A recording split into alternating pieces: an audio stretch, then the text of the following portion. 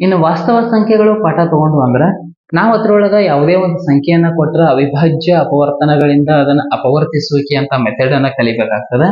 ಇನ್ನು ಅದನ್ನ ಹೊರತುಪಡಿಸಿದ್ರೆ ನಾ ಇದೇ ನಿಮ್ ಜೊತೆ ಡಿಸ್ಕಷನ್ ಮಾಡಿದಂಗ ಅಭಾಗಲಬ್ಧ ಸಂಖ್ಯೆಗಳ ಜೊತೆ ಅಥವಾ ಇರ್ಯಾಷನಲ್ ನಂಬರ್ಸ್ ಗಳ ಬಗ್ಗೆ ಅಭಾಗಲಬ್ಧ ಸಂಖ್ಯೆಗಳೆಂದು ಸಾಧಿಸಿ ಅನ್ನುವಂತ ಸಂಖ್ಯೆಗಳನ್ನ ಕೂಡ ಕಲಿಬೇಕಾಗ್ತದೆ. ಆಮೇಲೆ ಯಾವುದೇ ಎರಡು ಸಂಖ್ಯೆಗಳು ಅಥವಾ ಯಾವುದೇ ಮೂರು ಸಂಖ್ಯೆಗಳನ್ನ ಕೊಟ್ಟರಂದ್ರ ಅದರ ಲಸ ಮಸ ಮಾಡ್ಕೊಂಡ ಆ ಎರಡೂ ಸಂಖ್ಯೆಗಳ ಗುಣಲಬ್ಧಕ್ಕೆ ಅದೇನಾದ್ರೂ ತಾಳೆ ಹೊಂತದ ಅನ್ನೋದನ್ನ ನೋಡುವಂತಹ ಕೆಲವೊಂದಿಷ್ಟು ಸಣ್ಣ ಕಾನ್ಸೆಪ್ಟ್ಗಳು ಈ ವಾಸ್ತವ ಸಂಖ್ಯೆಗಳು ಪಾಠಗಳು ಅದಾವ. ಈ ವಾಸ್ತವ ಸಂಖ್ಯೆಗಳು ಪಾಠದಿಂದ ನಾವು ಮೋಸ್ಟ್ ಪ್ರೊಬಾಬಲಿ ಬೋರ್ಡ್ ಎಕ್ಸಾಮಿನೇಷನ್ 4ರಿಂದ 5 ಅಂಕಗಳನ್ನ ವೆರಿ ಈಸಿಲಿ ಎಕ್ಸ್ಪೆಕ್ಟ್ ಮಾಡಬಹುದು. ಓಕೆ, ಇನ್ನು ನೆಕ್ಸ್ಟ್ ಬಹುಪದೋಕ್ತಿ ಪಾಠವನ್ನ ನಾವು ತೆಗೆದುಕೊಂಡ್ರೆ ಬಹುಪದೋಕ್ತಿ one of the very smallest and very easiest lesson ಅಂತ ಹೇಳಿ ನಾ ಇದನ್ನ ಕರಿತೀನಿ. ಬಟ್ ಇದ್ರೊಳಗೂ ಟ್ವಿಸ್ಟ್ ಮಾಡಿ ಕ್ವಶನ್ ಗಳನ್ನ ಕೇಳುವಂತ ಪದ್ಧತಿ ಬಹಳ ವರ್ಷಗಳಿಂದ ಬಂದದ. ಅದೇ ಪದ್ಧತಿಯನ್ನ ಈ ವರ್ಷ ಕೂಡ ರೂಢಿ ಮಾಡಬಹುದು. ಫಸ್ಟ್ ಬಹುಪದೋಕ್ತಿ ಒಳಗ ಒಂದು ಗ್ರಾಫ್ ಅನ್ನ ಅವರ ಏನಾದ್ರು ಕೊಟ್ರಂದ್ರ ಅಲ್ಲಿ ವೆರಿ ಈಸಿಲಿ ಶೂನ್ಯತೆಗಳನ್ನ ಅಂದ್ರೆ ಎಕ್ಸ್ ಅಕ್ಷದ ಮ್ಯಾಗ ಆ ರೇಖೆ ಹಾದು ಹೋಗಿದ್ದ ಅದ್ರ ಶೂನ್ಯತೆ ಆಗಿರ್ತದ. ಆ ಶೂನ್ಯತೆಯನ್ನ ಫೈಂಡ್ ಔಟ್ ಮಾಡುವಂತ ಕ್ವಶನ್ ಅನ್ನ ಕೇಳಬಹುದು ಫಾರ್ 1 ಮಾರ್ಕ್. ಅದನ್ನ ಬಿಟ್ರು ಅಂದ್ರ ಒಂದು ವರ್ಗ ಬಹುಪದೋಕ್ತಿಯನ್ನ ಕೊಟ್ಟು ಶೂನ್ಯತೆಗಳನ್ನ ಕಂಡುಹಿಡಿದು ಸಹಗುಣಕಗಳೊಂದಿಗೆ ತಾಳೆ ನೋಡಿ. ಈ ಸ್ಟೇಟ್ ಲೆವೆಲ್ ಕ್ವಶನ್ ಪೇಪರ್ ಒಳಗ ಐತ್ಲ ಆ ಟೈಪ್ ಆಫ್ ಕ್ವಶನ್ ಅನ್ನ ನಿಮಗ ಕೇಳಬಹುದು.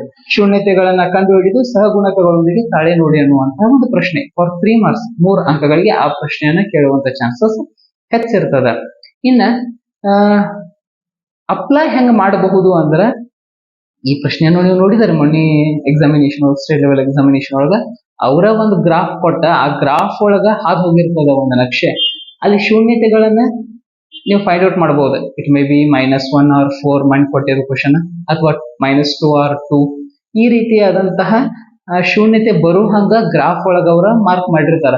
ಅವನ್ ಎರಡನ್ನು ತೆಗೆದುಕೊಂಡು that is alpha another one is beta. ಆ ಅಲ್ಫಾ ಮತ್ತು ಬೀಟಾವನ್ನ ತೆಗೆದುಕೊಂಡು ನೀವ್ ಏನ್ ಮಾಡ್ಬೇಕು ಅಂದ್ರ ಅದಕ್ಕೊಂದು ವರ್ಗ ಬಹುಪದೋಕ್ತಿಯನ್ನ ಬರೆಯುವಂತಹ ಒಂದು ಮೆಥಡ್ ಅನ್ನ ಕಲಿಯಬೇಕು ಅನ್ನೋದು ಈ ಅಪ್ಲೈಡ್ ಕ್ವಶನ್ ಆಗಿರ್ತದ. ಅಥವಾ ಇದನ್ನ ಬಿಟ್ಟು ನಿಮಗ್ ಮತ್ತೆ ಬಹುಪದೋಕ್ತಿ ಒಳಗೆ ಏನ್ ಕೇಳಬಹುದು ಅಂದ್ರ ಶೂನ್ಯತೆಗಳ ಮೊತ್ತ ಮತ್ತು ಶೂನ್ಯತೆಗಳ ಗುಣಲಬ್ಧವನ್ನ ಕೊಟ್ಟು ವರ್ಗ ಬಹುಪದೋಕ್ತಿ ಬರೆಯಿರಿ ಅಂತ ಕೂಡ ಕೇಳಬಹುದು. ಅಥವಾ ಇನ್ನೂ ಟ್ವಿಸ್ಟ್ ಹೆಂಗ್ ಮಾಡಬಹುದು ಅಂದ್ರೆ ಒಂದು ಶೂನ್ಯತೆಯು ಇನ್ನೊಂದು ಶೂನ್ಯತೆ 2ರಷ್ಟಿದೆ. ಹಾಗಾದ್ರೆ ಈ ಶೂನ್ಯತೆಗಳನ್ನ ಬಳಸಿಕೊಂಡು ನೀವು ವರ್ಗ ಬಹುಪದೋಕ್ತಿಯನ್ನ ರೆಡಿ ಮಾಡ್ರಿ ಅನ್ನುವಂತ ಪ್ರಶ್ನೆಯನ್ನ ರೈಸ್ ಮಾಡಬಹುದು. ಹಾಗಾಗಿ ಬಹುಪದೋಕ್ತಿ ಕೂಡ ನಾ ಹೇಳಿದಂಗ ಈಸಿಯೆಸ್ಟ್ ಲೆಸನ್. ಬಟ್ ಇದ್ರೊಳಗೆ ಟ್ವಿಸ್ಟ್ ಏನಾದ್ರು ಮಾಡಿದ್ರು ಅಂದ್ರೆ ಔಟ್ ಆಫ್ ಔಟ್ ತಗುವಂತಹ ವಿದ್ಯಾರ್ಥಿಗಳು ಅಲ್ಲಿ ಸೂಕ್ಷ್ಮವಾಗಿ ಅದನ್ನ ಗಮನಿಸಿ ಒಂದು ಬಿಟ್ಟು 2 ಸಲ ಪ್ರಶ್ನೆಯನ್ನ ಓದಿ ನಿಮಗೆ ಏನ್ ಬರ್ತದ ಅದಂತೂ ನೆಕ್ಕಿ ಇರ್ತದ, ಅಷ್ಟಂತೂ ಬಂದೇ ಬರ್ತಿರ್ತದ. ಇಟ್ ಮೀನ್ಸ್ ವಾಟ್ ನೀ ಏನ್ ಕಲ್ತಿರ್ತಿ ಅದೇ ಪ್ಯಾಟರ್ನ್ ದಾಗ ಇರ್ತದ. ಬಟ್ ಕ್ವಶನ್ ಅನ್ನ ಸ್ವಲ್ಪ ಟ್ವಿಸ್ಟ್ ಮಾಡಿ ನಿನ್ ಕನ್ಫ್ಯೂಸ್ ಮಾಡುವಂತಹ ಲೆವೆಲ್ ಹೋಗಿರ್ತಾರ. ಅದನ್ನ ನೀ ಎಲ್ಲೂ ಬಿಟ್ಟು ಕೊಡಬಾರದು. ಅಲ್ಲಿ ಕರೆಕ್ಟ್ ಆಗಿ ಆನ್ಸರ್ ಅನ್ನ ಬರೆದಿದ್ದ ಕರೆ ಆತಂದ್ರ ನೀ ನಿಯರ್ಲಿ ಔಟ್ ಆಫ್ ಔಟ್ಗೆ ಹೋದಂಗ ಆಗ್ತದೆ. ಇನ್ನು ನೆಕ್ಸ್ಟ್ 2 ಚರಾಕ್ಷರಗಳಿರುವ ರೇಖಾತ್ಮಕ ಸಮೀಕರಣ ಜೋಡಿಗಳು. ಈ ಪಾಠ ಎಷ್ಟು ಈಸಿ ಐತಿ ಅಂದ್ರ ಇದ್ರೊಳಗೆ ಇರುವ ಒಂದು 3 ಕಾನ್ಸೆಪ್ಟ್ ಬೋರ್ಡ್ ಎಕ್ಸಾಮಿಗೆ ಬರುವಂಗ. ಒಂದು ವರ್ಜಿಸುವ ವಿಧಾನ ಫಿಕ್ಸ್ ಅಂತ ಹೇಳ್ಬೋದು, ಇನ್ನೊಂದು ಆದೇಶ ವಿಧಾನ ಐತೆ substitution method. But board exam ಆದೇಶ ವಿಧಾನದ ಪ್ರಶ್ನೆಗಳು 0.001% ನಷ್ಟು ಇಂಪಾರ್ಟೆಂಟ್ ಅಲ್ಲ ಅಂತ ಹೇಳಿ ಹೇಳ್ತಾನ. ಯಾಕಂದ್ರ ಅದೇನ್ ಕೇಳೋದಿಲ್ಲ, ಕೇಳಿಲ್ಲ, ಅದ್ರ ಬಗ್ಗೆ ಏನ ಅಷ್ಟ ಗಮನ ಹರಿಸೋದು ಕೂಡ ಸರಿ ಅಲ್ಲ. ಈ ಹಂತದಾಗ ನೀವು ವರ್ಜಿಸುವ ವಿಧಾನ ಏನೈತಿ ಎಲಿಮಿನೇಷನ್ ಮೆಥಡ್ ಅದನ್ನ ಫಿಕ್ಸ್ ಮಾಡ್ಕೊಡಿ, ಅದನ್ನ ಮತ್ತೆ ಪ್ರಾಕ್ಟೀಸ್ ಫುಲ್ ಮಾಡ್ರಿ. ಓಕೆ, ವರ್ಜಿಸುವ ವಿಧಾನದಿಂದ. ಇನ್ನು ನೆಕ್ಸ್ಟ್ ಗ್ರಾಫ್ ಅಂತೂ ತೆಗೆಯೋದನ್ನ ನಾ ಇದೇ ಹೇಳಿದ್ನಿ. ನಕ್ಷಾ ವಿಧಾನದಿಂದ ಪರಿಹಾರಗಳನ್ನ ಕಂಡುಹಿಡಿಯೋದು ಅನ್ನೋದು 200% ಫಿಕ್ಸ್ ಕ್ವಶನ್ ಫಾರ್ 4 ಮಾರ್ಕ್ಸ್. ನಿಮ್ ಚಲೋಣ ಇತ್ತು ಅಂದ್ರೆ 5 ಮಾರ್ಕ್ಸಿಗೂ ಕೊಡಬಹುದು, +1 ಬೋನಸ್ ಆಗ್ತದೆ ಅಷ್ಟ, ಮತ್ತೇನಿಲ್ಲ. ಇನ್ನು ವೆರಿ ಇಂಪಾರ್ಟೆಂಟ್ ಏನು ಅಂದ್ರ ಈ ನೀವು ಬಾಕ್ಸ್ ಹಾಕಿರ್ತಾರ ನೋಡಿರಿ, ಅಂದ್ರೆ A1/A2 is not equal to B1/B2. ಇದು ನಕ್ಷೆಯಲ್ಲಿ ಛೇದಿಸುವ ರೇಖೆಯನ್ನು ಉಂಟು ಮಾಡ್ತದೆ. ಅನನ್ಯವಾದಂತಹ ಅಥವಾ ಕೇವಲ ಒಂದೇ ಯುನಿಕ್ ಸೊಲ್ಯೂಷನ್, ಒಂದೇ ಪರಿಹಾರ ಇರ್ತದ. ಇದು ಸ್ಥಿರ ಜೋಡಿ ಕೂಡ ಆಗಿರ್ತದ. ಇನ್ನೊಂದು A1/A2 is equal to B1/B2 but not equal to C1/C2. Okay, ಜೋಡಿ ಸಮೀಕರಣಗಳನ್ನ ಕೊಟ್ಟಾಗ ಒಂದನೇ ಸಮೀಕರಣದ ಎಕ್ಸ್ ನ ಸಹಗುಣಕವನ್ನ ನಾವು A1 ಅಂತ ಕರಿತೀವಿ, y ನ ಸಂಖ್ಯಾ ಸಹಗುಣಕವನ್ನ B1 ಅಂತ ಕರಿತೀವಿ, ಕಾನ್ಸ್ಟಂಟ್ ನಂಬರ್ ಅನ್ನ ಸ್ಥಿರಾಂಕವನ್ನ C1 ಅಂತ ಕರಿತೀವಿ. ಎರಡನೇ ಸಮೀಕರಣದ ಎಕ್ಸ್ ನ ಚರಾಕ್ಷರ ಎಕ್ಸ್ ನ ಸಂಖ್ಯಾ ಸಹಗುಣಕವನ್ನ a2, y ನ ಸಂಖ್ಯಾ ಸಹಗುಣಕ b2 ಅಂಡ್ ಸ್ಥಿರಾಂಕ c2 ಹಿಂಗಿರ್ತದ. a1 by a2 is not equal to b1 by b2 ಛೇದಿಸುವ ರೇಖೆಯ ಒಂದು ಪರಿಹಾರ. a1 by a2 is equal to b1 by b2 is not equal to c1 by c2 ಸಮಾಂತರ ರೇಖೆಗಳು ಯಾವುದೇ ಪರಿಹಾರ ಇರಂಗಿಲ್ಲ. ಇವು ಸಮಾಂತರವಾಗಿ ಹೋಗ್ತಿರ್ತಾವ. ಎಷ್ಟೇ ವೃದ್ಧಿ ಮಾಡಿದ್ರು ಕೂಡ ಇವು ಎಲ್ಲೂ ಛೇದಿಸುವುದಿಲ್ಲ ನಕ್ಷೆಯಲ್ಲಿ. Okay, then next is a1 by a2 is equal to b1 by b2 is equal to c1 by c2 ಇವು ಐಕ್ಯಗೊಳ್ಳುವ ರೇಖೆಗಳಾಗಿರ್ತಾವ. ಅನಂತ ಅನಂತ ಅನಂತ ಪರಿಹಾರಗಳು ಇರ್ತಾವ. ಒಂದ್ರ ಮ್ಯಾಗ ಒಂದು ಛೇದಿಸಿರ್ತೈತಿ, ಒಂದ್ರ ಮ್ಯಾಗ ಒಂದು ಐಕ್ಯಗೊಂಡಿರ್ತೈತಿ, ಮ್ಯಾಗ ಓವರ್ಲ್ಯಾಪ್ ಆಗಿರ್ತೈತಿ. ಅಂದ್ರೆ ಹಲವಾರು ಪರಿಹಾರಗಳಿರುವಂತಹ ಕಾನ್ಸೆಪ್ಟ್ ಇದು. ಅವಲಂಬಿತ ಸ್ಥಿರವಾಗಿರ್ತದ. ಸಮಾಂತರವಾಗಿರುವ ರೇಖೆಗಳು ಯಾವಾಗಲೂ ಅಸ್ಥಿರ ಜೋಡಿಗಳಾಗಿರ್ತಾವ. ಈ ಕಾನ್ಸೆಪ್ಟ್ ನಿಮಗೆ ಗೊತ್ತಿರಬೇಕು. ಅಂಡ್ ಈ ಕಾನ್ಸೆಪ್ಟ್ ಬೇಸ್ಡ್ ಕ್ವಶನ್ಸ್ ಗಳನ್ನ ಅಪ್ಲೈಡ್ ಮಾಡಬಹುದು. ಟ್ವಿಸ್ಟ್ ಆಗ್ತಾವ. ಹೆಂಗಂದ್ರ ಅವ್ರು ಕೊಟ್ಟಿರ್ತಾರ, ಒಂದು ಕ್ವಶನ್ ಅನ್ನ ಕೊಟ್ಟಿರ್ತಾರ ಅಥವಾ ಒಂದು ಸಮೀಕರಣವನ್ನ ಕೊಡ್ತಾರ ಮತ್ತು ಇನ್ನೊಂದು ಸಮೀಕರಣ, ಎರಡು ಜೋಡಿ ಸಮೀಕರಣ ಕೊಟ್ಟಿರ್ತಾರ. ಎರಡೂ ಜೋಡಿ ಸಮೀಕರಣವನ್ನ ಕೊಟ್ಟ ಈ ಎರಡೂ ಜೋಡಿ ಸಮೀಕರಣಗಳು ಅನನ್ಯ ಅಥವಾ ಯಾವುದೇ ಪರಿಹಾರಗಳನ್ನು ಹೊಂದಿಲ್ಲ ಎಂದು ನಿರೂಪಿಸಿ ಅಥವಾ ಒಂದೇ ಪರಿಹಾರ ಹೊಂದೈತಿ ಅಂತ ನಿರೂಪಿಸಿ ಅಂದಾಗ ನೀ ಅವನ್ನ ಆ ಫಾರ್ಮೇಶನ್ ದಾಗ ಇರಬೇಕು. a1 by a2 is not equal to b1 by b2 ಇದೇ ಏನಿಲ್ಲ, ಇದನ್ನೆಲ್ಲ ಈ ಫಾರ್ಮೇಟ್ ದಾಗ ಇಡಾಕ್ ಬರ್ಬೇಕು ನನಗೆ. ಇಂತಹ ಕ್ವಶನ್ಸ್ ಗಳನ್ನ ಮಾಡುವಂತ ಚಾನ್ಸಸ್ ಇರ್ತದೆ. ಅಥವಾ ಕೊಟ್ಟಂತಹ ಸಮೀಕರಣಗಳು ಅನಂತ ಪರಿಹಾರಗಳನ್ನ ಅಥವಾ ಅಪರಿಮಿತ ಪರಿಹಾರಗಳನ್ನ ಹೊಂದಿದ್ರ ಯಾವ ಫಾರ್ಮೇಟ್ ದಾಗ ಇರ್ತಾವ ಅನ್ನೋದು ಗೊತ್ತಾಗಿರ್ಬೇಕು. ಈ ಟೈಪ್ಸ್ ಆಫ್ ಕ್ವಶನ್ಸ್ ಗಳನ್ನ ನಿನಗ ನೋಡಕ್ ಬರ್ಬೇಕು. ದೆನ್ ಕೊಟ್ಟಂತಹ ಸಮೀಕರಣಗಳು ಎಷ್ಟು ಪರಿಹಾರ ಉಂಟು ಮಾಡ್ತಾವ ಅನ್ನೋದು ಕೂಡ very common question. Actually most repeated question ಆಗ್ಯದ ಈಗ 1 ಮಾರ್ಕ್ಸ್ ಆಲ್ರೆಡಿ. ಓಕೆ, ಇಷ್ಟು ಎರಡು ಚರಾಕ್ಷರ ರೇಖಾತ್ಮಕ ಸಮೀಕರಣ ಜೋಡಿಗಳಲ್ಲಿ ಇರುವಂತಹ ಪಾಠದ ಒಂದು ಪರಿಚಯ. ಇಲ್ಲಿ ನೀವು ಫಿಕ್ಸ್ ಆಗಿ 7 ರಿಂದ 8 ಅಂಕಗಳನ್ನ ಈ ಪಾಠದಿಂದ ತೆಗೆದುಕೊಳ್ಬಹುದು. ದೊಡ್ಡ ಅಂಕಗಳನ್ನ ಕೊಡುವಂತಹ ಒಂದು ಪಾಠ.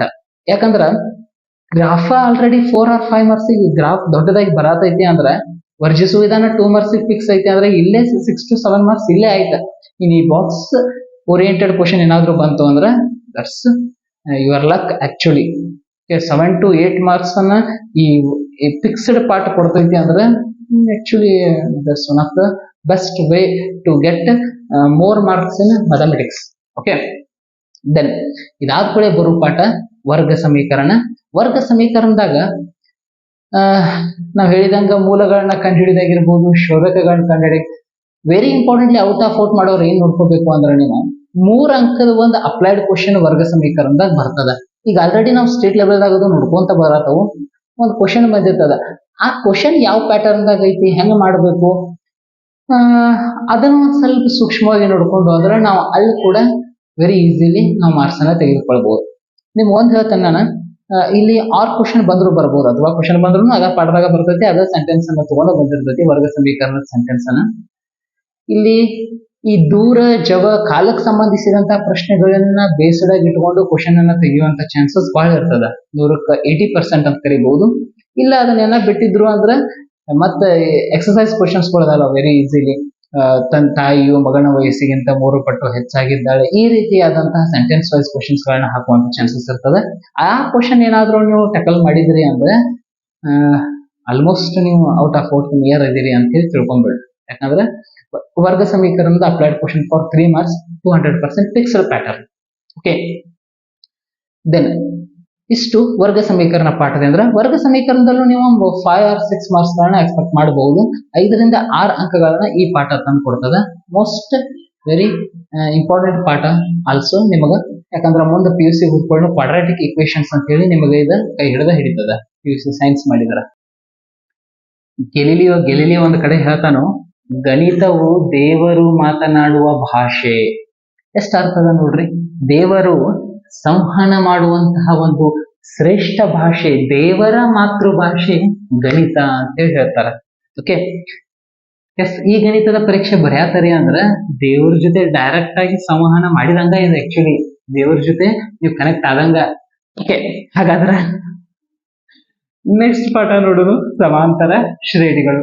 ಈ ಸಮಾಂತರ ಶ್ರೇಣಿ ಒಳಗೆ ಇದು ಹೇಳಿದಂಗೆ ಫಿಕ್ಸ್ ಕ್ವಶನ್ 2 ಮಾರ್ಕ್ಸಿಗೆ ಏನ್ ಅಥವಾ ಎಸ್ ಅನ್ ಕಂಡುಹಿಡಿದಂತೂ ಆಗಿರ್ತದೆ. ಆಮೇಲೆ 4 ಮಾರ್ಕ್ಸಿಗೆ ಅಪ್ಲೈಡ್ ಕ್ವಶನ್ ಇರ್ತದೆ. ಇದನ್ನ ಬಹಳ ಜನ ಪ್ರಾಕ್ಟೀಸ್ ಮಾಡಿದವ್ರು ಬರ್ತದೆ.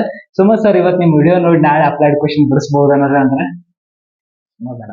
ಓಕೆ, 365 ಮಿನಿಮಮ್ ಒಂದು 200 ಜನ ಪ್ರಾಕ್ಟೀಸ್ ಮಾಡಿರ್ಬೇಕು. ಸಮಾಂತರ ಶ್ರೇಣಿಯ ಪ್ರಶ್ನೆ ನಿನಗೆ ಬರಬೇಕು ಅಂದ್ರೆ applied question for 4 marks. Okay, ಇನ್ನು ನೆಕ್ಸ್ಟ್ ಇದಾದ್ಕೊಳ್ಳೆ ಅಂದ್ರೆ ಈ ಸಮಾಂತರ ಶ್ರೇಣಿ ಒಳಗೆ ಒಂದು ಡಿಫರೆನ್ಸ್ ಅನ್ನ ಫೈಂಡ್ ಔಟ್ ಮಾಡ್ರಿ ಅಂತ 1 ಮಾರ್ಕ್ಸಿಗೆ ಕೇಳ್ಬಹುದು. 2 ಮಾರ್ಕ್ಸಿಗೆ ಏನಾರ್ ಎಸ್ ಎನ್ ಫಿಕ್ಸ್ ಕ್ವಶನ್ ಅಂಡ್ 4 ಮಾರ್ಕ್ಸಿಗೆ ಈ ಅಪ್ಲೈಡ್ ಕ್ವಶನ್ 4 + 2 + 1 is 7 ಮಾರ್ಕ್ಸ್ ಅಂತೂ ಸಮಾಂತರ ಶ್ರೇಣಿ ಒಳಗೆ 200% ಫಿಕ್ಸ್ ಕ್ವಶನ್ ಅಂತ ಹೇಳ್ಬಹುದು.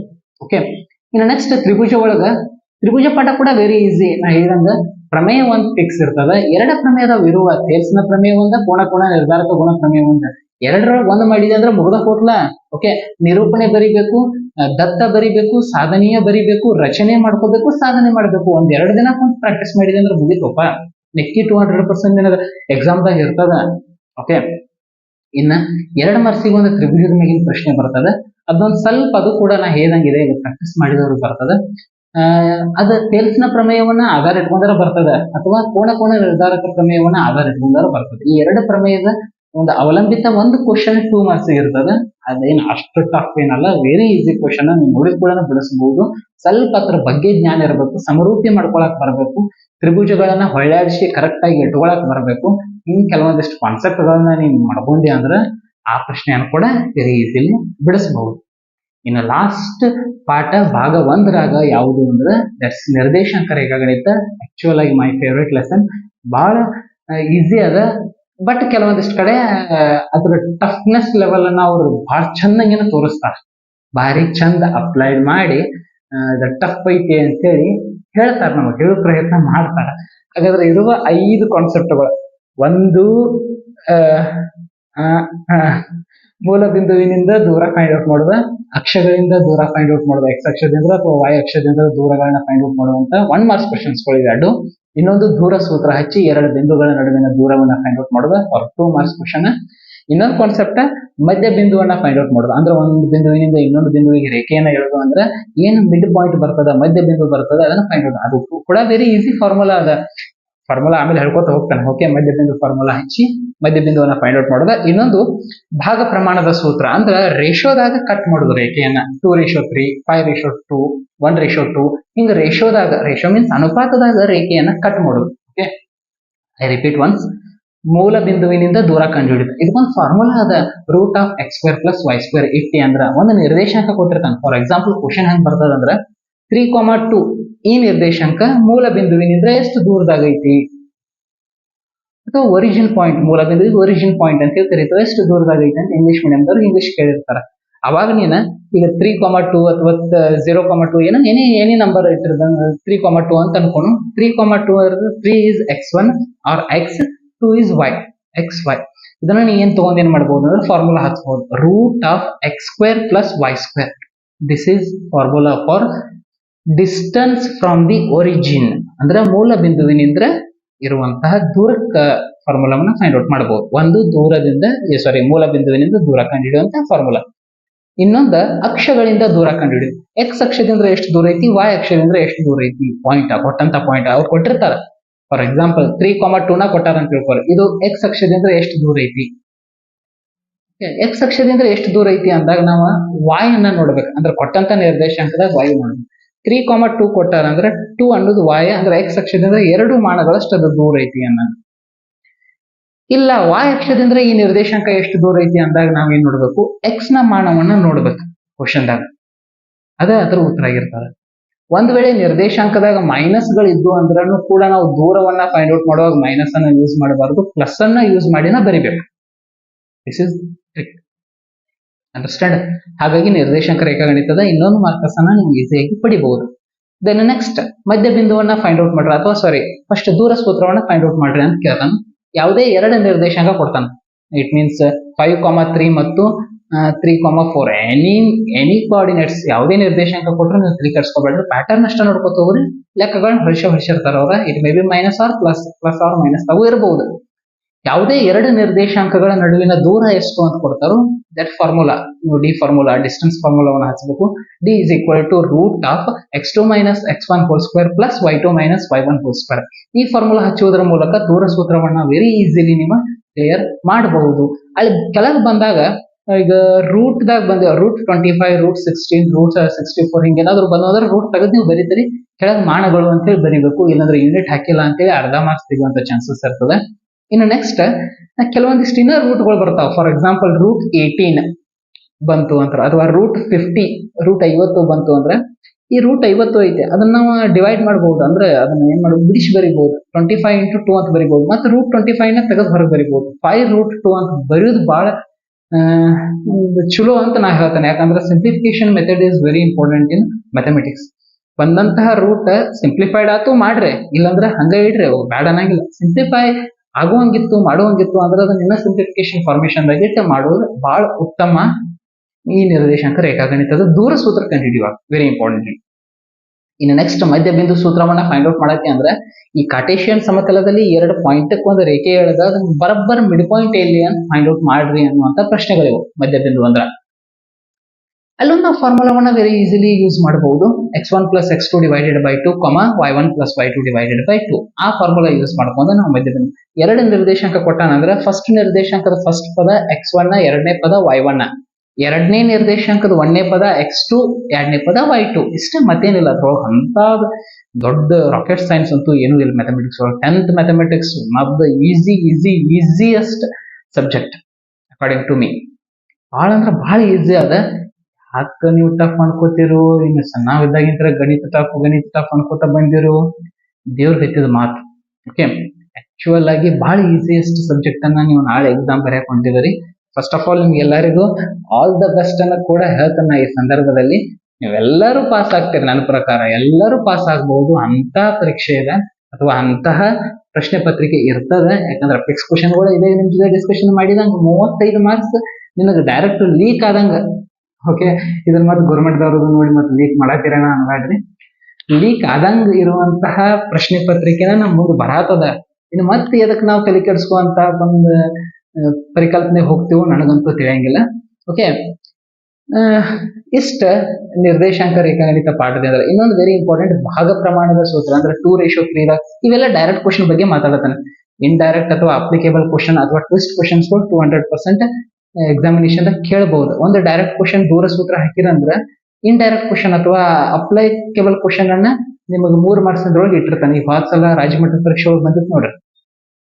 ನಿರ್ದೇಶಾಂಕಗಳನ್ನ ಕೊಟ್ಟಿದ್ದ, ಇದು ಎಕ್ಸ್ ಅಕ್ಷದಿಂದ ಯಾವ ಅನುಪಾತದಲ್ಲಿ ವಿಭಾಗಿಸಲ್ಪಡುತ್ತದೆ ಮತ್ತು ವಿಭಾಗಿಸಲ್ಪಟ್ಟಂತ ಅನುಪಾತಗಳನ್ನ ಬರೆಯಿರಿ. ಇಂತಹ ಪ್ರಶ್ನೆಗಳು ಬಂದು ಅಂದ್ರೆ ನೀವು ಸ್ವಲ್ಪ ಎಫರ್ಟ್ ಹಾಕ್ಬೇಕಾಗ್ತದೆ. ನೀವೇನೋ ಮಾಡಬೇಡ್ರಿ, ಎಕ್ಸರ್ಸೈಸ್ ಪ್ರಶ್ನೆಗಳನ್ನ ಬಿಡಿಸಿಬಿಡ್ರಿ. ಓಕೆ, ಅಭ್ಯಾಸದ ಪ್ರಶ್ನೆಗಳನ್ನ ನಿರ್ದೇಶಾಂಕ ರೇಖಾಗಣಿತಕ್ಕೆ ಸಂಬಂಧಪಟ್ಟಂಗ ಬಿಡಿಸಿದ್ರಿ ಅಂದ್ರೆ ನೀವು ವೆರಿ ಈಸಿಯಾಗಿ ಕ್ಲಿಯರ್ ಮಾಡಬಹುದು. ಅಥವಾ ಈಗ ಯಾಕೆ ನಾನು ವಿಡಿಯೋ ನೋಡಾತಿರಲ್ಲ, ನಿಮ್ಗೆ ಯಾವ್ದಾದ್ರು ಪ್ರಶ್ನೆ ಬರ್ಲಿಲ್ಲ ಎಕ್ಸರ್ಸೈಸ್ ಒಳಗ ಅಥವಾ ಟೆಕ್ಸ್ಟ್ ಬುಕ್ ಒಳಗ ಅಂದ್ರೆ ಈ ವಿಡಿಯೋಗ ಕೆಳಗೆ ಕಮೆಂಟ್ ಮಾಡ್ರಿ. ಸರ್ ಪೇಜ್ ನಂಬರ್ 52 ಎಕ್ಸಾಂಪಲ್ ಕೇಳತಾನೆ. Sir page number 52 6th question ನಿಮ್ಗೆ ಹಿಂಗ್ ಗೊತ್ತಾಗ್ಲಿಲ್ಲ ಅಂತ ತಿಳ್ಕೊರೆ, ನಾ ಅದ ಕ್ವಶನ್ ಅನ್ನ ತಗೊಂಡ ಇನ್ನ 2 ದಿನ ಐತೆ ನಮ್ಗೆ ಎಕ್ಸಾಮ್ ಬರ್ಬೇಕಂದ್ರೆ ಅದ ಕ್ವಶನ್ ಅನ್ನ ತಗೊಂಡು ನಾಳೆ ಮಾರ್ನಿಂಗ್ ಏನ್ ಮಾಡ್ತೀನಿ ಅಂದ್ರೆ ಅದನ್ನ ಬಿಡಿಸಿ ನಿನಗೆ ಅದನ್ನ ಅಪ್ಲೋಡ್ ಮಾಡ್ತೀನಿ ಯೂಟ್ಯೂಬ್ದಾಗ. ಇನ್ನೊಬ್ರಿಗೆ ಮತ್ತೆ ಯಾರಿಗೂ ಹೆಲ್ಪ್ ಆಗ್ತದೆ. ಹಂಗ ನಿನಗೆ ಎಸ್ಪೆಷಲಿ ನಿರ್ದೇಶಾಂಕ ರೇಖಾಗಣಿತ ಅಥವಾ ಯಾವುದೇ ಕಾನ್ಸೆಪ್ಟ್ ಆದ್ರೂ ನಡೀತದೆ, ಯಾವುದೇ ಲೆಸನ್ ಆದ್ರೂ ನಡೀತದೆ. ಅದ್ರೊಳಗೆ ಈ ಪೇಜ್ ನಂಬರ್ ಎಷ್ಟನೇ ಕ್ವಶನ್ ನಿನಗೆ ಬರವಾತು ಅಂದ್ರೆ ನೀ ಅದನ್ನ ನನಗೆ ಕಾಮೆಂಟ್ ಮಾಡೋದ್ರ ಮೂಲಕ ತಿಳಿಸು. ನಾ ಅದನ್ನ ಉತ್ತರ ಹೇಳುವಂತ ಪ್ರಯತ್ನವನ್ನ ಈಗ ನಾಳೆ ಅಥವಾ ನಾಡದ ಕ್ಲಾಸ್ ಒಳಗೆ ಮಾಡ್ತದ.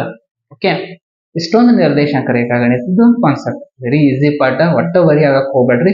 ನಿನಗೆ ಏನು ಬರ್ತದ ಅದ ಪ್ಯಾಟರ್ನ್ ಭಾಗ ಐತಿ. ಸ್ವಲ್ಪ ನೀ ಇನ್ ಎಕ್ಸಾಮ್ ಟೈಮ್ ಒಳಗ ಅದನ್ನ ಗಾಬರಿ ಆಗದ ಕೂಲ್ ಆಗಿ ಹ್ಯಾಂಡಲ್ ಮಾಡಿದ ಅಂದ್ರೆ ಮುಗ್ದ ಹೋದ. ಓಕೆ, ಎಸ್, ಇದ ಭಾಗ 1ರಾಗ ಇಷ್ಟು ಪಾಠಗಳನ್ನ ಚರ್ಚೆ ಮಾಡಿದ್ವಿ ನಾವು. ಪ್ರತಿ ಪಾಠದ ಫಲಿತಾಂಶವನ್ನ ವಿಶ್ಲೇಷಣೆವಾಗಿ ಹೇಳ್ಕೋತ ಹೋದ್ನಿ.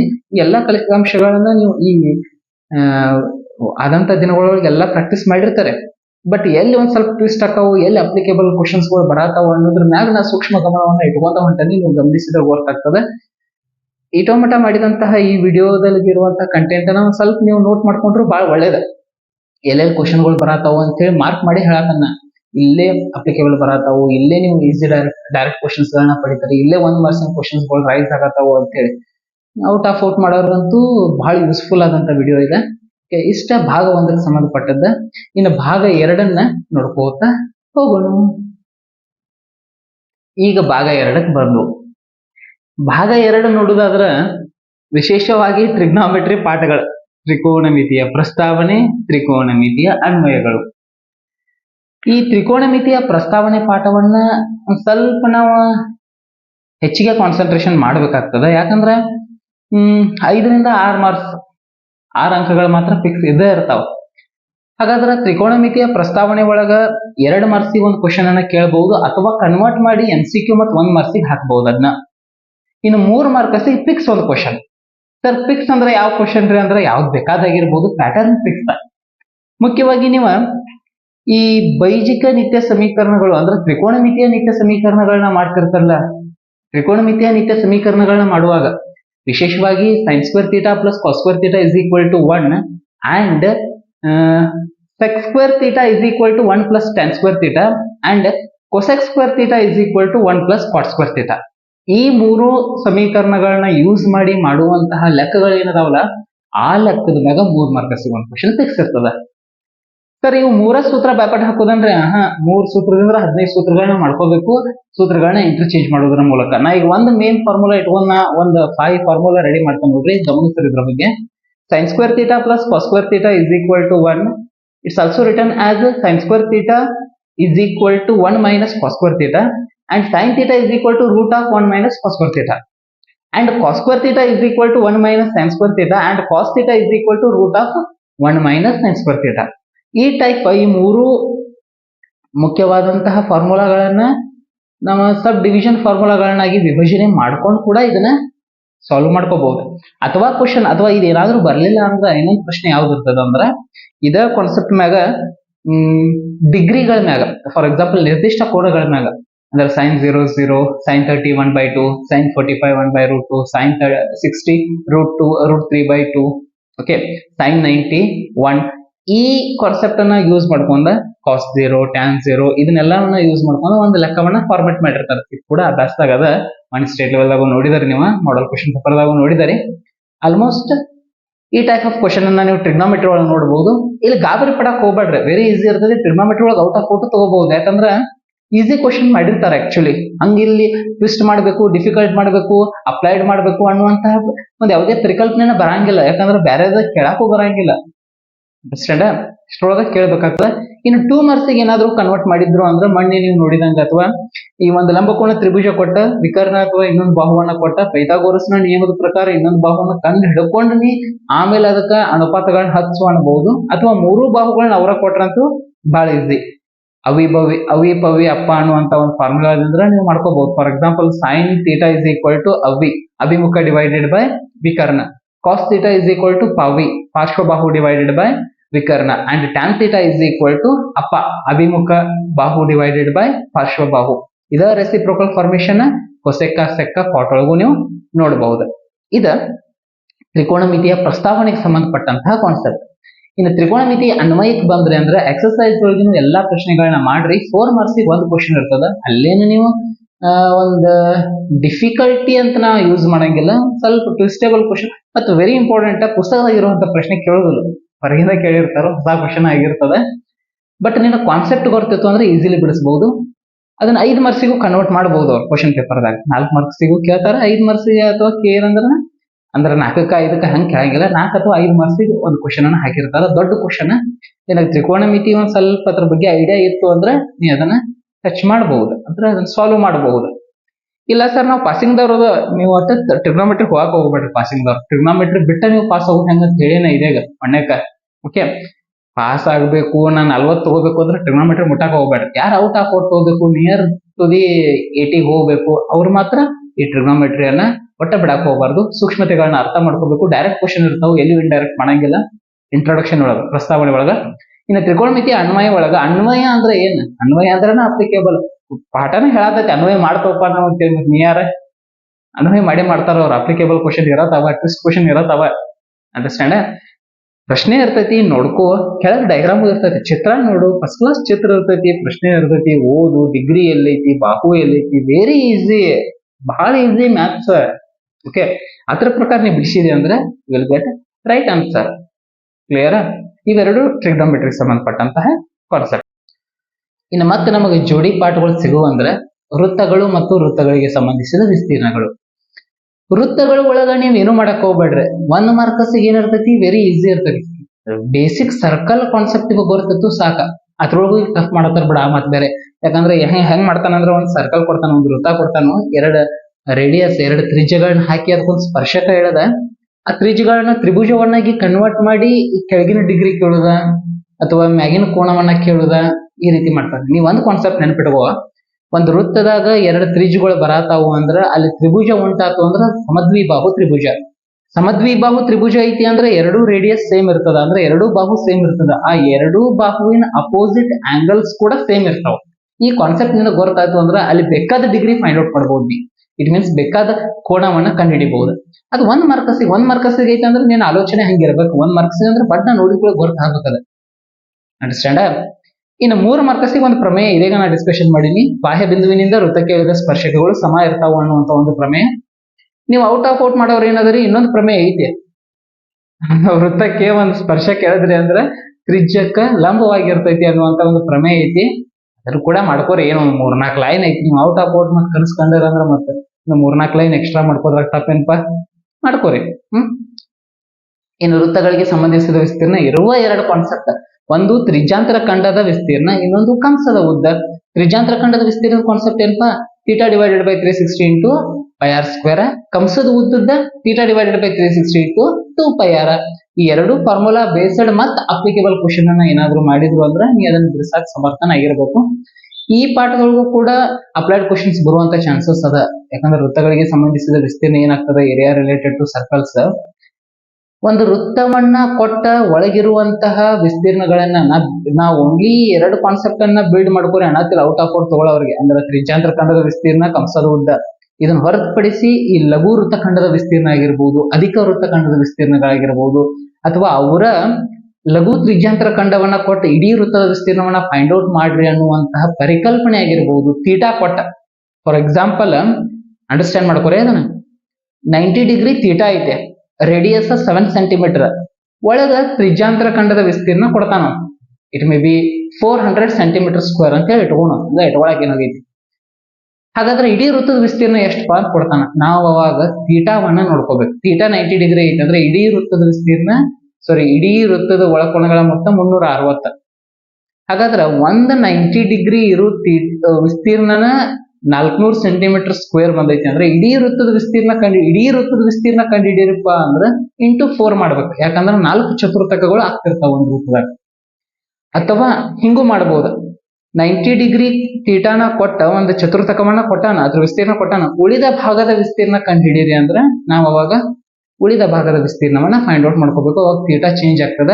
ನೀವು ಫಾರ್ಮುಲಾ ಹಚ್ಚಿ ಮಾಡಂಗಿದ್ದಿ ಥೀಟಾದ ಫಾರ್ಮುಲಾ ಹಚ್ಚಿ ಮಾಡಬಹುದು. ಇಲ್ಲ ಅಂದ್ರೆ ಫಾರ್ಮುಲಾ ಇಲ್ದನೂ ಮಾಡಬಹುದು. ಹೆಂಗ್ ಮಾಡಬಹುದು ಅಂದ್ರೆ ಫಸ್ಟ್ ಇಡೀ ವೃತ್ತದ ವಿಸ್ತೀರ್ಣ ಕಂಡುಹಿಡ್ಕೋ ಪೈ ಆರ್ ಸ್ಕ್ವೇರ್ ಹಚ್ಚಿ, ಆಮೇಲೆ ಅದ್ರೊಳಗೆ ಇದನ್ನ ಮೈನಸ್ ಮಾಡಿಬಿಟ್ಟಿ ಅಂದ್ರೆ ಉಳಿಕಿದ ಭಾಗದ ವಿಸ್ತೀರ್ಣ ಸಿಗ್ತದ. ನೀ ಹೆಂಗ ಮಾಡಿರೋ ಕರೆಕ್ಟ್. ಅಂಡರ್ಸ್ಟ್ಯಾಂಡ್? ಓಕೆ, ಹಾಗಾಗಿ ವೃತ್ತಗಳಿಗೆ ಸಂಬಂಧಿಸಿದ ವಿಸ್ತೀರ್ಣ ಪಾಠ ವೆರಿ ಇಂಪಾರ್ಟೆಂಟ್. ಇನ್ನು ಅದನ್ನ ಹೊರತುಪಡಿಸಿದ್ವು ಅಂದ್ರೆ ಸಂಖ್ಯಾಶಾಸ್ತ್ರವನ್ನ ನೋಡುದಾದ್ರೆ, ಸಂಖ್ಯಾಶಾಸ್ತ್ರ ಅಂತೂ ಬಹಳ ಈಸಿಯೆಸ್ಟ್ ಪಾಠ. ಇರುವ 3 ಕಾನ್ಸೆಪ್ಟ್: ಕೇಂದ್ರೀಯ, ಪ್ರವೃತ್ತಿ, ಮಾನಗಳು, ಒಂದು ಸರಾಸರಿ, ಬಹುಲಕ, ಮಧ್ಯಾಂಕ. ಆದ ವರ್ಷ ಓಜೀವನ ಕ್ಷಯ ಈ ವರ್ಷ ಅದನ್ನು ತೆಗೆದಾರ, ರಿಡಕ್ಷನ್ ಆಗಿತ್ತು. ಅದ್ರ ಬಗ್ಗೆ ನಾನು ಆಮೇಲೆ ಮಾತಾಡ್ತೇನೆ. ಸರಾಸರಿ, ಮಧ್ಯಾಂಕ, ಬಹುಲಕ 3 ಕಾನ್ಸೆಪ್ಟ್ ಐತಿ. ಇದ್ರೊಳಗೆ ನೀವು ಒಂದ ಮಾಡ, ಬಹುಲಕ ಪರ್ಫೆಕ್ಟ್ ಮಾಡ್ಕೋ. ಇಲ್ಲ ಸರ್ ಇನ್ನ ಟೈಮ್ ಐತಿ, ನಾ ಏನ ಮಾಡ್ಬಹುದು, ಬಹುಲಕ ಆಲ್ರೆಡಿ ಬರ್ತೈತಿ ಅಂದ್ರೆ ಸರಾಸರಿ ಮಾಡು. ಸರಾಸರಿ 3 ವಿಧಾನನೂ ಮಾಡಿಬಿಡ. ಯಾಕಂದ್ರೆ ಔಟ್ ಆಫ್ ಔಟ್ ತಗೋಬೇಕು ಅನ್ನುವಂಥದ್ದಿತ್ತು ಅಂದ್ರೆ ಆಲ್ಮೋಸ್ಟ್ ನೀ ಎಲ್ಲವನ್ನ ಕವರ್ ಮಾಡ್ಕೋಬೇಕಾದಂತ ಸಂದರ್ಭ ಇದೆ. ಸರಾಸರಿ ಒಳಗ ಹಂತ ವಿಚಲನ ವಿಧಾನ, ಅಂದಾಜು ಸರಾಸರಿ ವಿಧಾನ ಮತ್ತೆ ನೇರ ವಿಧಾನದಿಂದ ಫೈಂಡ್ ಔಟ್ ಮಾಡೋದು. 3 ಮಾಡಿಬಿಡು. ಬಹುಲಕ ಇನ್ನೊಂದು ಪರ್ಫೆಕ್ಟ್ ಮಾಡ್ಕೋ, ಇದನ್ನ ಪ್ರಾಕ್ಟೀಸ್ ಮಾಡ್ಕೋ. ಯಾಕಂದ್ರೆ ಫಾರ್ಮುಲಾ ತಪ್ಪುವಂತ ಚಾನ್ಸಸ್ ಇರ್ತದೆ. ಫಾರ್ಮುಲಾ ಒಟ್ಟ ಕನ್ಫ್ಯೂಸ್ ಮಾಡ್ಕೋಬೇಡ, ವೆರಿ ಈಸಿ ಫಾರ್ಮುಲಾ. ಆ ಫಾರ್ಮುಲಾ ಬೇಸ್ಡ್ ನೀ ಲೆಕ್ಕಗಳನ್ನ ಮಾಡ್ಕೋತ ಹೋದಿ ಅಂದ್ರೆ ನಿನಗ ಬಹುಲಕ ವೆರಿ ಈಸಿ ಆಗಿ ಬರ್ತೈತಿ. ಏನಿಲ್ಲಪ್ಪ, ಒಂದ್ ಕೋಷ್ಟಕ ಇರ್ತೈತೆ, ಆ ಕೋಷ್ಟಕದಾಗ ಆವೃತ್ತಿ ಒಳಗೆ ದೊಡ್ಡದ ಯಾವ್ದಲ್ಲ ಆ ಸಂಖ್ಯೆಗೆ ಬಾಕ್ಸ್ ಹಾಕೋದು. ಬಾಕ್ಸ್ ಹಾಕಿದಿ ಅಂದ್ರೆ ದಟ್ ಈಸ್ F1. ಹಿಂದಿರುವಂತ ಆವೃತ್ತಿ ಎಫ್ ನಾಟ್, ಮುಂದಿರುವಂತ ಆವೃತ್ತಿ F2. ಇನ್ನು ಬಾಕ್ಸ್ ಹಾಕಿರ್ತಿಲ್ಲ ಅದರದ ಕೆಳ ವರ್ಗಾಂತರ ಏನಿರ್ತದೆ ಕೆಳ ಮಿತಿ ಅದು ಎಲ್ ಆಗಿರ್ತದೆ. ಇನ್ನು ವರ್ಗಾಂತರದ ನಡುವಿನ ಡಿಸ್ಟೆನ್ಸ್ ಏನಿರ್ತದೆ ದಟ್ ಈಸ್ H, ವರ್ಗಾಂತರದ ಗಾತ್ರ ಅಂತ ಹೇಳಿ ತಿಳಿತಾವ್. ಮೇಲ್ಮಿತಿ ಒಳಗೆ ಕೆಳ ಮಿತಿಯನ್ನ ಕಳೆಯುವುದು. ಈ ಎಲ್ಲಾ ದತ್ತಾಂಶಗಳು ಬಂದು ಅಂದ್ರೆ you put the formula L plus F1 minus F0 divided by 2 F1 minus F0 minus F2 into H. ಈ ಫಾರ್ಮುಲಾವನ್ನ ಹಾಕಿ ಫಾರ್ಮುಲಾದಾಗ ನೀವು ಸಂಖ್ಯೆಗಳನ್ನ ಹಾಕಿದೆ ಅಂದ್ರೆ ಬಹುಲಕ ಬಂತ. ವೆರಿ ಈಸಿ, ಬಹಳ ಈಸಿ. ಅಂಡರ್ಸ್ಟ್ಯಾಂಡ್? ಇನ್ನ ಈ ಸಂಖ್ಯಾಶಾಸ್ತ್ರ ಪಾಠದಿಂದ 1 ಮಾರ್ಕ್ಸಿಗೆ ಒಂದು ಕ್ವಶನ್ ಇರ್ತದೆ MCQ ದಾಗ. ಆ ಕ್ವಶನ್ ಸ್ವಲ್ಪ ಟಫ್ ಮಾಡಬಹುದು. ಈಸಿ ಡೈರೆಕ್ಟ್ ಕೇಳೋದಿತ್ತಂದ್ರೆ ಈ ರಿಲೇಷನ್ ಬಿಟ್ವೀನ್ ದಿಸ್ 3 ಅಂದ್ರೆ ಸರಾಸರಿ, ಬಹುಲಕ, ಮಧ್ಯಾಂಕಕ್ಕಿರುವಂತ ಇಂಟರ್ ರಿಲೇಷನ್ ಅಂತರ್ ಸಂಬಂಧ ಏನು ಅಂತ ಹೇಳಿ ಡೈರೆಕ್ಟ್ ಕ್ವಶನ್ ಬರಬಹುದು. Very easy. 3 ಮಧ್ಯಾಂಕ ಇಸ್ ಈಕ್ವಲ್ ಟು ಬಹುಲಕ ಪ್ಲಸ್ 2 ಸರಾಸರಿ. ಓಕೆ, 3 ಮಧ್ಯಾಂಕ ಇಸ್ ಈಕ್ವಲ್ ಟು ಬಹುಲಕ ಪ್ಲಸ್ 2 ಸರಾಸರಿ. ಈ ಕಾನ್ಸೆಪ್ಟ್ ಮ್ಯಾಗ ನೀನ ಲೆಕ್ಕಗಳನ್ನ ಕೂಡ ಮಾಡಬಹುದು, ಬಟ್ ಆ ಲೆವೆಲ್ ಲೆಕ್ಕಗಳು ಏನು ಬಿಡುದಿಲ್ಲ. ಒಂದು ನೋಡ್ರಿ ಕೋಷ್ಟಕ ಹಾಕಿರ್ತಾನು ಈ ಬಹುಲಕ ಅಥವಾ ಸರಾಸರಿ ಫೈಂಡ್ ಔಟ್ ಮಾಡೋದಿರ್ತದ, ಅಥವಾ ಇರತದ ಕ್ವಶನ್ ಅಥವಾನು ಇರ್ತದ. ಇನ್ನು ನೆಕ್ಸ್ಟ್ MCQ ದಾಗ ಈ ಟೈಪ್ ಆಫ್ ಕ್ವಶನ್ಸ್ ಗಳನ್ನ ನೀವು ಎಕ್ಸ್ಪೆಕ್ಟ್ ಮಾಡಬಹುದು. ಓಕೆ, ಇದ ಸಂಖ್ಯಾಶಾಸ್ತ್ರ ಪಾಠದಿಂದ ಬರುವಂತ ಕಾನ್ಸೆಪ್ಟ್. ಇನ್ನ ಸಂಭವನೀಯತೆ ಪಾಠ ನೋಡಿದೆ ಅಂದ್ರೆ ಪ್ರೊಬಾಬಿಲಿಟಿ, ಅದು ಕೂಡ ಬಹಳ ಈಸಿ ಪಾಠ. 3 ಹಳದಿ ಚೆಂಡುಗಳು, 4 ಕೆಂಪು ಚೆಂಡುಗಳು, ಈ ಟೈಪ್ ಆಫ್ ಕ್ವಶನ್ ಅನ್ನ ಹೆಚ್ಚಿಗೆ ನೋಡಬಹುದು. ಅಂದ್ರೆ ಇದ್ರೊಳಗ ಒಟ್ಟ 4 ಕಾನ್ಸೆಪ್ಟ್ ಅದಾವ. ಒಂದನೇ ಕಾನ್ಸೆಪ್ಟ್ ಏನು, ನಾಣ್ಯ ಚಿಮ್ಮುವಿಕೆ. ಒಂದು ನಾಣ್ಯ ಚಿಮ್ಮಿದೆ ಅಂದ್ರೆ 2 ಫಲಿತ ಸಾಧ್ಯತೆ ಇರ್ತದೆ. ಹೆಡ್ಡರ್ ಬೀಳ್ಬಹುದು, ಟೇಲರ್ ಬೀಳ್ಬಹುದು. ಓಕೆ, ಒಂದು ನಾಣ್ಯ ಚಿಮ್ಮಿದಾಗ 2 ನಾಣ್ಯ ಚಿಮ್ಮಿದೆ ಅಂದ್ರೆ 4 ಫಲಿತಗಳು. 3 ನಾಣ್ಯ ಚಿಮ್ಮಿದೆ ಅಂದ್ರೆ 8 ಸಾಧ್ಯತೆ ಇರ್ತದೆ. ಅಂದ್ರೆ ನೀ N(S) 8 ಬರೀಬೇಕು. ನೀ ಇದನ್ನೊಂದು ಟ್ರಿಕ್ಸ್ ನೆನಪಿಡು. ನೀ ಎಷ್ಟ ನಾಣ್ಯ ಚಿಮ್ಮ ನಾಳೆ ಇದನ್ನ ಕಾಂಪಿಟೇಟಿವ್ ಎಕ್ಸಾಮ್ದಾಗ ಕೇಳುವಂತ ಚಾನ್ಸಸ್ ಇರ್ತದೆ. 2:n formula ನೆನಪಿಟ್ಕೋಬೇಕು. 2:n ಅಂದ್ರೆ ಒಂದು ನಾಣ್ಯ ಚಿಮ್ಮಿದಾಗ 2:1 ಈಸ್ ಈಕ್ವಲ್ ಟು 2. 2 ನಾಣ್ಯ ಚಿಮ್ಮಿದಾಗ 2:2 ಈಸ್ ಈಕ್ವಲ್ ಟು 4. 3 ನಾಣ್ಯ ಚಿಮ್ಮಿದಾಗ 2:3 ಈಸ್ ಈಕ್ವಲ್ ಟು 8. ಸಾಧ್ಯವಾಗಿರುವಂತ ಫಲಿತಗಳ ಸಂಖ್ಯೆ ಈ ರೀತಿಯಾಗಿರ್ತದೆ. 2:n ಫಾರ್ಮುಲಾವನ್ನ ನೆನಪಿಡುವುದರ ಮೂಲಕ ಈ ಕ್ವಶನ್ ಅನ್ನ ನೀನು ಸಾಲ್ವ್ ಮಾಡಬಹುದು. ಒಂದನೇದೇನು ನಾಣ್ಯ ಚಿಮ್ಮುವ ಕಾನ್ಸೆಪ್ಟ್, ಎರಡನೇದು ದಾಳ ಉರುಳಿಸುವಂತ ಕಾನ್ಸೆಪ್ಟ್. ದಾಳ ಅಂದ್ರೆ ಎಷ್ಟು ಫೇಸ್ ಇರ್ತಾವು, ಇರುವ 6 ಫೇಸ್. ದಾಳ ಉರುಳಿಸುವುದು ಮೊದಲು ಪಗಡೆ ಆಡ್ತಿದಿಲ್ಲ ಮಹಾಭಾರತದಾಗ ಶಕುನಿ, ಆ ಕಾನ್ಸೆಪ್ಟ್. ದಾಳ ಉರುಳಿಸಿರ್ತಿ, ಮುಖ 6 ಇರ್ತಾವು. 6 ಬೀಳುವುದು ಎಷ್ಟ ಅಂದ್ರೆ 1/6. ಒಂದೇ ದಾಳ ಉರುಳಿಸಿದೆ ಅಂದ್ರೆ. 2 ದಾಳ ಉರುಳಿಸಿದೆ ಅಂದ್ರೆ ಟೋಟಲ್ ಎಷ್ಟು ಫಲಿತಗಳ ಸಂಖ್ಯೆ ಅಂದ್ರೆ 36 ಫಲಿತಗಳು ಇರ್ತಾವೆ. ಇಲ್ಲೂ ಕೂಡ ನೀವು ಒಂದು ಫಾರ್ಮುಲಾ ನೆನ್ಪಿಟ್ಕೋ, 6:n. 6n ಅಂತ ಇಟ್ಕೊಂಡಿ ಅಂದ್ರೆ ನೀ ಇಲ್ಲಿ ಪಗಡೆ ಒಳಗೆ ಎಷ್ಟು ದಾಳ ಉರುಳಿಸಿದ್ರು ಅದರದ ಸಾಧ್ಯತಾ ಫಲಿತಗಳ ಸಂಖ್ಯೆಯನ್ನ ಫೈಂಡ್ ಔಟ್ ಮಾಡಬಹುದು. ನೀನು 2ರ ಮುಂದೆ ಹೋಗೋದೇ ಇಲ್ಲ ಅವ್ರ. 1 ದಾಳ ಉರುಳಿಸಿದ್ರೆ ಕೇಳ್ತಾರ, ಇಲ್ಲ 2 ದಾಳ ಉರುಳಿಸಿದ್ರೆ ಕೇಳ್ತಾರ ಅಷ್ಟ. ಮತ್ತೇನು ಅದ್ರ ಮ್ಯಾಗ ಏನು ಕ್ವಶನ್ ಹೋಗುದಿಲ್ಲ. ಇನ್ನು 3ನೇ ಕಾನ್ಸೆಪ್ಟ್ ಯಾವುದು ಅಂದ್ರೆ ಕಾರ್ಡ್ಸ್, ಇಸ್ಪಿಟ್. ಓಕೆ, ಈ ಕಾರ್ಡ್ಸ್ ದಾಗ 52 ಕಾರ್ಡ್ ಇರ್ತಾವ ಟೋಟಲ್. ಅದ್ರೊಳಗ 4 ವಿಭಾಗ ಮಾಡಿರ್ತಾರೆ. ಒಂದು ಹಾರ್ಟ್, ಇನ್ನೊಂದು diamond, Jack, heart, diamond, speed, club. Okay, heart, diamond, speed, club. Heart, diamond ಇವೆರಡು ಕೆಂಪ್ ಇರ್ತಾವ, ಕೆಂಪ್ ರೆಡ್ ಕಲರ್. 26 ಕಾರ್ಡ್ ಇರ್ತಾವ. ಅಂದ್ರೆ ಇದು 13, ಇದು 13, 26 ಕಾರ್ಡ್ ಇರ್ತಾವ. ಇನ್ನ ಈ ಕ್ಲಬ್, ಸ್ಪೇಡ ಇವೆರಡು ಕೂಡ ಬ್ಲ್ಯಾಕ್ ಇರ್ತಾವ, ಬ್ಲ್ಯಾಕ್. ಕ್ಲಬ್, ಸ್ಪೇಡ ಅವು ಟೋಟಲ್ 26, ಅವು 13, ಅವು 13. ಟೋಟಲ್ 4 ವಿಭಾಗ ಮಾಡಿದ್ರೆ 13, 13, 13, 13. Heart 13, diamond 13, spade 13, club 13. Heart, diamond red colour, spade, club black colour. Concept ತಿಳ್ಕೊ. ಆಮೇಲೆ 13ರಾಗ ಫಸ್ಟ್ ಒನ್ ಏಸ್ ಅಂತ ಇರ್ತದೆ. ಎ ಅನ್ನುವಂತ ಸಂಖ್ಯೆ, ಎ ಸಂಖ್ಯೆ ಅಲ್ಲದ ಏಸ್. ಆಮೇಲೆ king, queen, jack. King, queen, jack. ಈ ಕಿಂಗ್, ಕ್ವಿನ್, ಜಾಕ ಇವ್ರ 3 ಮಂದಿಗೆ ಮುಖ ಇರ್ತದೆ. ಏಸಗ್ ಮುಖ ಇರಂಗಿಲ್ಲ. ಮತ್ತ ಕಿಂಗ್, ಕ್ವಿನ್, ಜಾಕ ಇವ್ 3 ಮಂದಿಗೆ ಮುಖ ಇರ್ತದೆ, ಗೌರವಾನ್ವಿತ ಮುಖ. ಇನ್ನು ಮುಂದೆ ನಂಬರ್ ಸ್ಟಾರ್ಟ್ ಆಗೋದು 2ರಿಂದ. 2, 3, 4, 5, 6, 7, 8, 9, 10 ಈ ನಂಬರ್ಗಳು. ಒಂದ್ ಅನ್ನೋ ನಂಬರ್ ಇರುದಿಲ್ಲ ಮತ್ತೆ ಕಾರ್ಡ್ಸ್ ಒಳಗ. ನಾಳೆ ಪ್ರಶ್ನೆ ಬರ್ತದೆ, ಕಾರ್ಡ್ಗಳಲ್ಲಿ 1 ನಂಬರ್ ಬೀಳುವಂತ ಸಾಧ್ಯತೆ ಅಸಂಭವನೀಯ ಘಟನೆ ಅದ. ನಿಮ್ಗೆ ಅದ್ರ ಬಗ್ಗೆನೂ ಬರ್ತಿರ್ಬೇಕು. ಅಸಂಭವನೀಯ ಘಟನೆಗಳ ಬಗ್ಗೆ ಎಂದು ಸಾಧ್ಯ ಆಗದೇ ಇರುವಂತ ಘಟನೆಗಳು. ಈಗ ನನ್ನ ಜೊತೆ ಮಹಾತ್ಮ ಗಾಂಧೀಜಿ ಅವ್ರು ಬರ್ತಾರಂದ್ರ ಇದು ಆಗೋ ಮಾತಾ, ಇದು ಅಸಂಭವನೀಯ ಘಟನೆ ಹಿಂಗ. ಓಕೆ, ಆಮೇಲೆ ಇದ್ರ ಬಗ್ಗೆ ಮತ್ತೆ ಇನ್ನೊಂದು ಕ್ವಶನ್ ಏನ್ ಕೇಳ್ತಾರ ಅಂದ್ರೆ ಪ್ರಾಥಮಿಕ ಘಟನೆಗಳ ಒಟ್ಟು ಮೊತ್ತ ಎಷ್ಟು ಅಂತ ಕೇಳ್ತಾರೆ. ಯಾವಾಗ್ಲೂ ಒಂದಾಗಿರ್ತೈತಿ ಸಂಭವನೀಯ, ಪ್ರೊಬಾಬಿಲಿಟಿ ಆಫ್ ಇವೆಂಟ್ ಯಾವಾಗ್ಲೂ ಒಂದಾಗಿರ್ತೈತಿ. ಇನ್ನ ಅಖಚಿತ ಘಟನೆಗಳು ಯಾವಾಗ್ಲೂ 0 ಆಗಿರ್ತಾವು. ಖಚಿತ ಇದ್ದು ಅಂದ್ರೆ ಅದು 1 ಆಗಿರ್ತೈತಿ. ಸಂಭವನೀಯತೆ 0 to 1 ಬಿಟ್ವೀನ್ ಇರ್ತದೆ, ನಡುವ ಇರ್ತದ. ಈ ಸಣ್ಣ ಸಣ್ಣ ಮಾಹಿತಿಗಳು ಬರ್ತಿರ್ಬೇಕು ನಿನಗ. ಇದು MCQ ದಾಗ ನಿನಗೆ ಹೆಲ್ಪ್ ಮಾಡ್ತದ ಇದು. ಆಮೇಲೆ 3 ಮಾರ್ಕ್ಸ್ ಅಂದ್ರೆ ಒಂದು ಡೈರೆಕ್ಟ್ ಕ್ವಶನ್ ಇದೆ ಹಿಂದಿನ ಈ 4 ಕಾನ್ಸೆಪ್ಟ್ ಬಗ್ಗೆ. 4 ಕಾನ್ಸೆಪ್ಟ್ ದಾಗ 4ನೇ ಕಾನ್ಸೆಪ್ಟ್ ಯಾವ್ದಂದ್ರ, ಒಂದು ನಾಣ್ಯ ಚಿಮ್ಮುದ, 2ನೇದು ದಾಳ ಉರುಳಿಸೋದ, 3ನೇದು ಕಾರ್ಡ್ ಸೈನ್ಯ, 4ನೇದು ಯಾದೃಚ್ಛಿಕ ಕಾನ್ಸೆಪ್ಟ್ ಅಂದ್ರೆ ಈ ಚೀಲದೊಳಗ ಬುಟ್ಟಿ ಒಳಗ ಹಾಕಿ ಕೆಂಪು ಚೆಂಡುಗಳನ್ನ ತೆಗೆಯುವುದ, ಮಿಠಾಯಿಗಳನ್ನ ತೆಗೆಯುವುದ, ಪೆನ್ಗಳನ್ನ ಆರಿಸೋದ, ಇವೆಲ್ಲ ಯಾದೃಚ್ಛಿಕವಾಗಿ ಅಂತ ವರ್ಡ್ ಯೂಸ್ ಮಾಡಿರ್ತಾನು. ಅದನ್ನ ನೋಡ್ಕೊಂಡು ನೀವು ವೆರಿ ಈಸಿಯಾಗಿ ಅದನ್ನ ಬಿಡಿಸಬಹುದು. ಬಟ್ ಬಿಡಿಸುವಾಗ ಏನ್ ಮಾಡು, NF ಬರ್ಕೋ ಫಸ್ಟ್. ಆಮೇಲೆ ಪ್ರೊಬಾಬಿಲಿಟಿ ಆಫ್ ಇವೆಂಟ್ಸ್ ಫಾರ್ಮುಲಾ ಹಾಕು. Probability of events is equal to NF divided by NF.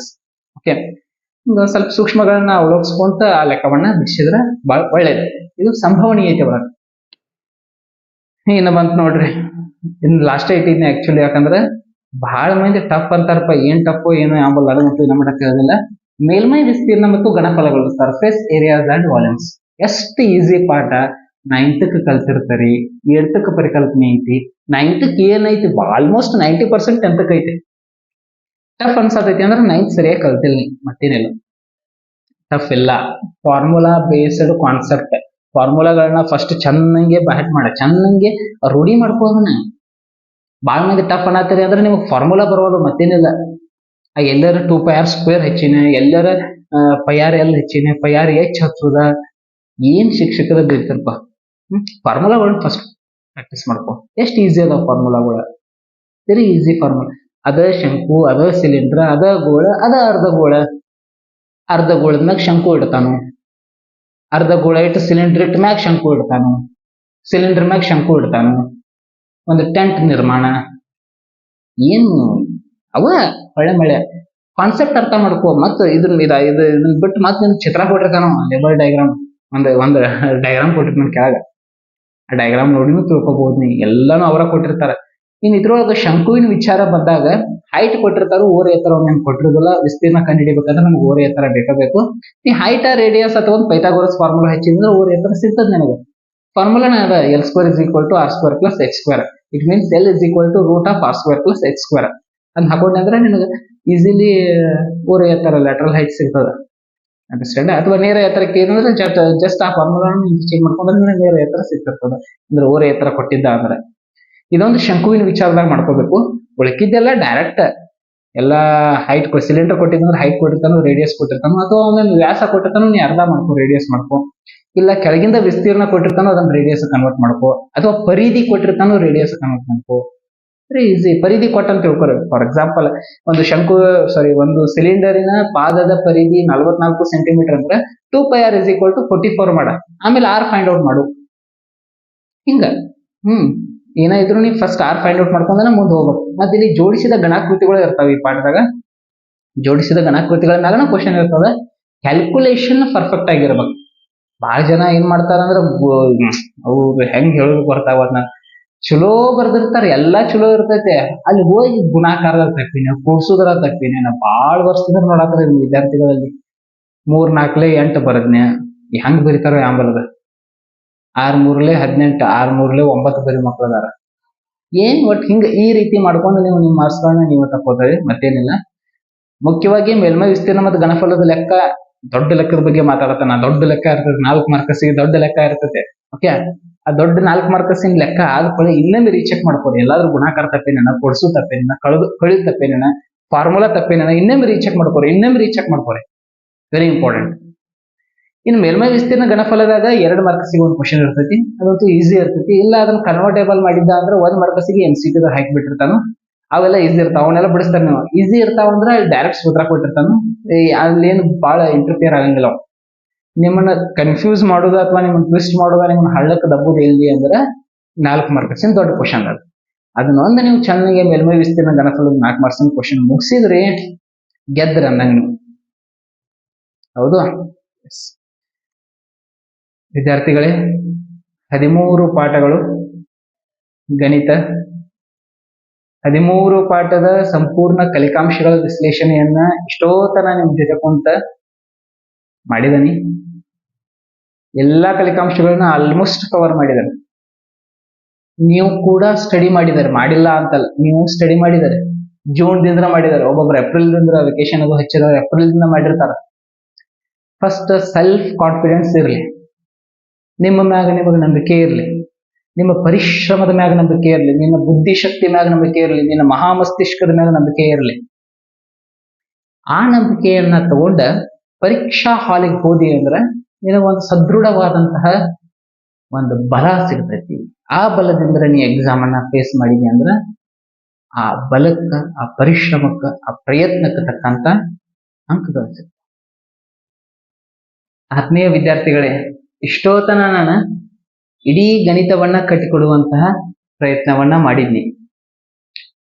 ಗಣಿತ ಅಂದ್ರ ಯಾವುದೋ ಅಂಶ ಛೇದಗಳ ನಡುವಿನ ಭಿನ್ನರಾಶಿ ಅಲ್ಲ, ಯಾವುದೋ ಸಂಖ್ಯೆಗಳ ನಡುವಿನ ಬಿಂದುವನ್ನ ಇಟ್ಟು ಮಾಡುವಂತ ದಶಮಾಂಶನೂ ಅಲ್ಲ, ಯಾವುದೋ ಎರಡು ಸಂಖ್ಯೆಗಳನ್ನ ಕೂಡಿಸಿದಂತಹ ಸಂಕಲನೂ ಅಲ್ಲ, ಕಳೆದು ಮಾಡುವಂತಹ ವ್ಯವಕಲನೂ ಅಲ್ಲ. ಗಣಿತ ಅಂದ್ರ ತಾರ್ಕಿಕವಾದಂತಹ ಚಿಂತನೆ, ಅದೊಂದು ಅಗಾಧವಾದಂತಹ ಆಲೋಚನೆಯ ಸಾಗರ. ಮಹಾಮೇಧಾವಿಗಳಿಗೆ ಒಲಿಯುವಂತಹ ಮಹಾಜ್ಞಾನ. ಹಾಗಾದ್ರೆ ಆ ಗಣಿತ ಇಷ್ಟು ದಿನದ ನಿನ್ನ ಪ್ರಯತ್ನದಲ್ಲಿ ನಿನಗೆ ಎಷ್ಟು ಒಳ್ದದ ಅನ್ನುವಂತಹ ಚೆಕ್ ಮಾಡುವಂತಹ ಪರೀಕ್ಷೆನ ಸೋಮವಾರ ಇರುವಂತಹ ಒಂದು ಪರೀಕ್ಷೆ. ಹಾಗಾದ್ರೆ ಆ ಪರೀಕ್ಷೆಯಲ್ಲಿ ಈ ತಾರ್ಕಿಕ ಚಿಂತನೆಯ ವಿಷಯವನ್ನ ಎಷ್ಟು ಅರ್ಥ ಮಾಡ್ಕೊಂಡು ಅದನ್ನ ಎಷ್ಟು ಬಿಡಿಸಬಹುದು ಅನ್ನುವಂತಹ ಒಂದು ಸತ್ವ ಪರೀಕ್ಷೆ ನಡೀತದ. ಆಕ್ಚುಲಿ ಅಂತರಂಗದಲ್ಲಿ ನಡೆಯುವಂತ ಪರೀಕ್ಷೆ, ನಿನ್ನನ್ನ ನೀನ ಕಾಣುವಂತ ಪರೀಕ್ಷೆ, ನಿನ್ನ ಸಾಮರ್ಥ್ಯವನ್ನ ವ್ಯಕ್ತಪಡಿಸುವಂತ ಪರೀಕ್ಷೆ. ಈ ಪರೀಕ್ಷೆಯಲ್ಲಿ ನೀ ಜಯಶಾಲಿ ಆಗಲೇಬೇಕು, ಬೇರೆ ಆಪ್ಷನ್ ಇಲ್ಲ.